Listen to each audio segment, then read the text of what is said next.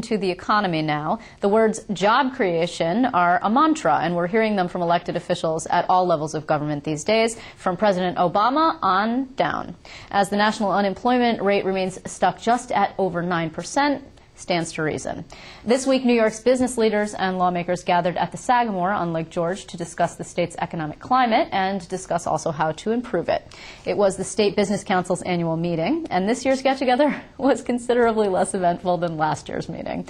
As you might recall, this was the site of the infamous Sagamore Smackdown, as we like to call it, when the Republican gubernatorial candidate Carl Palladino got into a bit of a tiff with New York Post state editor Fred Dicker.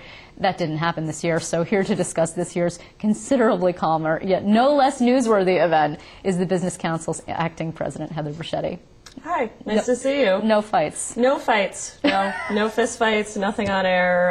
In fact, the lieutenant governor commented on the calm demeanor of the crowd and, of course, gave credit to the governor and of course, myself, running the Business Council. You can really keep a crowd under control. That's right, yeah. Yeah, it was just, I mean, we should, all just aside, and it is a little bit funny, but and it happened right as we were live in the middle of the show, and it was a big deal, and we had video, and it was a huge thing. Yeah. But this event has never before been marked by anything other than serious discussion about how to improve the state's economy. Right, that's what it's about, and it's our membership and legislative leaders and experts on economics and the economy, and it really is a very, I think, roll up your sleeves, get to work, try and figure out what can we do in the next year to try and help fix what's wrong with our economy.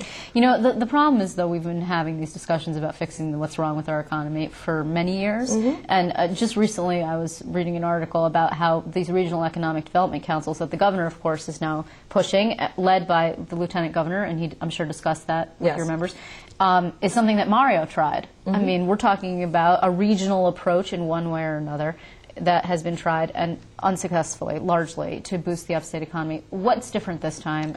Well, I think a lot of things are different this time. Just so you're aware, I mean, that was very much the focus of our conference. Of the 200-plus members of the regional councils, 45 of them are business council members, and I sit on the state-level advisory panel. We think one of the key differences is what you've got now is an understanding that what's going to drive job growth in a lot of these regions is linkages between higher education and business. And you'll notice in each of these panels, the co-chairs are someone representing that region's one of their premier higher education institutions and someone who's a local business person. And understanding that where new job growth comes is innovation, small businesses that grow out of these institutions. That's kind of a new recognition, and it's a strength that New York has that a lot of other states don't. We have the finest higher education institutions in the country. It sounded to me from the remarks that the lieutenant governor made that he was really bringing home the governor's message that, in fact, this administration wants to be business friendly, which I think is something, at least from the Business Council's perspective, that you probably feel wasn't really instituted since Pataki's early days, I would expect.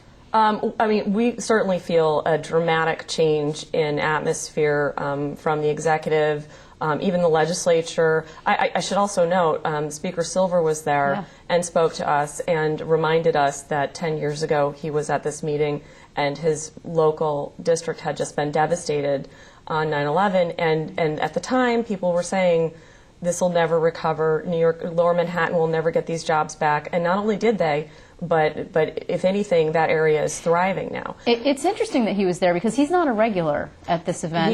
He is not. I think he, over the years, has been many times. We generally get most of the legislative leaders in election years.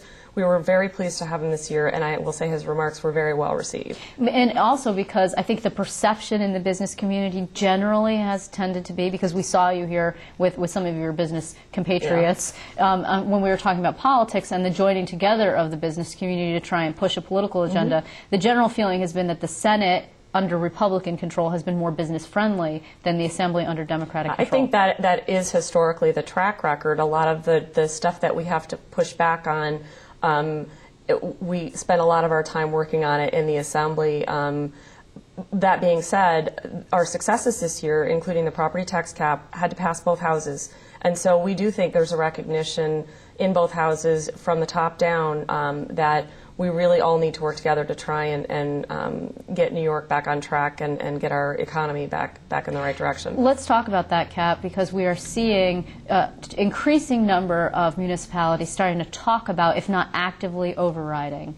And I don't think this is a huge surprise, although adding to this is the pressure of the recovery cost from those back-to-back tropical storms.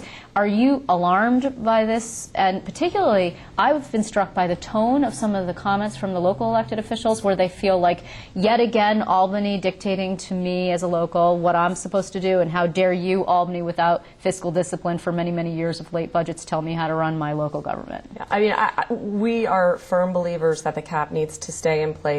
We also committed at the time that we advocated for the cap to working with the municipal trade associations, the Conference of Mayors, NISAC, and other organizations to try and find and identify mandates and mandate relief items, real mandate relief items, that we could bring to the legislature and try and make it easier for them to live under the cap. It is going to be difficult, there's no question about it, but the solution is not to give up. I mean, whether or not we have a cap, we still have some of the worst property taxes in the country. I think even with the cap, it doesn't roll the clock back. Before the cap was in place, if you looked at the top 10 local municipal rates in property taxes, like 8 of them are in New York State. Well, the highest is Westchester County, and it was the town of Bedford that just this week, the board voted 5-0, actually, to give itself the ability to override if, when they put together the budget, they find that necessary. But the comments, again, that came from the town supervisor, and to some degree, you can sort of see where they're coming from. Albany was so undisciplined for so many years, and now under Governor Cuomo, of course, they had an on-time budget. They had an on-time budget under David Patterson, in part, more or less, but in part because of the all-or-nothing budget extender situation that he pioneered. But it's hard to get that message from a person who maybe is in a glass house throwing stones. Right.